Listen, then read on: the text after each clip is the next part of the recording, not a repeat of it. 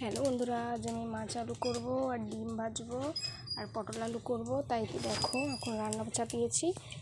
মাছটা ভাজিয়ে নেবো প্রথমে। দেখো গাইস, মাছটা আমি মাখিয়ে নিই, তারপরে ভাজার সময় বন্ধুরা মাছ ভাজা শুরু করে দিয়েছি, রাঁধতে শুরু করে দিয়েছি। দেখো তেলটা না কেটে গেছে, আর মাছটায় পানি ছিল ছিল না। দেখো মাছটা ভাজা হচ্ছে, খুব ভাজা।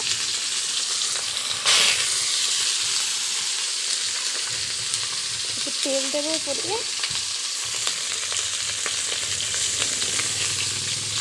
তেলটা দিলাম, হোক বাজে কত গেল।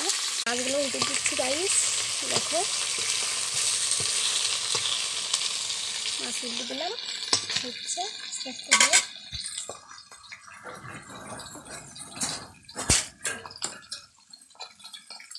মাছ আলু করবো আর পটল আলু, পটল আলু হবে। আর আমি একটু মাছটা ভেজে নিই। দেখো মাছগুলো ভাজা হয়ে তেল ছিটকাচ্ছে রে আমার। তো মাছগুলো ভাজা হয়ে যাক কত। হ্যালো বন্ধুরা, মাছ ভাজা হয়ে গেছে। এদিকে দেখো মাছ ভাজা হয়ে গেছে।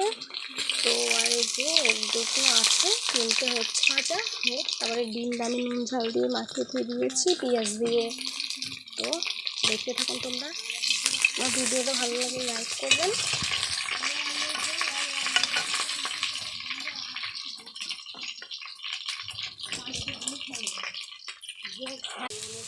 ডিম ভাজা হচ্ছে, মাছের ডিমগুলো ভাজা হয়ে গেছে। এই মাছের ডিম রান্না করলেও হয়, আবার না করলেও হয়, আবার শুধু খেলেও হয়। আচ্ছা, ডিমগুলো তুলে নেবো। এবারটা খুললাম, কিছু রান্না করবো, কিছু ধুয়ে দেবো। ডিম তোলানো হয়ে গেছে মাছের জন্য। এবারটা পেঁয়াজ দিয়ে দেবো,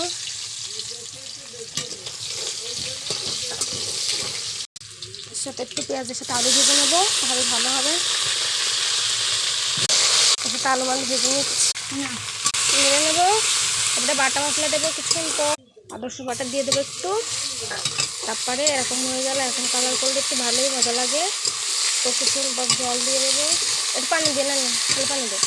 একটু মোড় দিয়ে দিয়েছি থেকে। তো এখানে ফুটুক মোড়টা, ফুটলে মাছ দিয়ে দেবো। আর মাছের ডিমগুলো পটল দিয়ে রান্না হবে।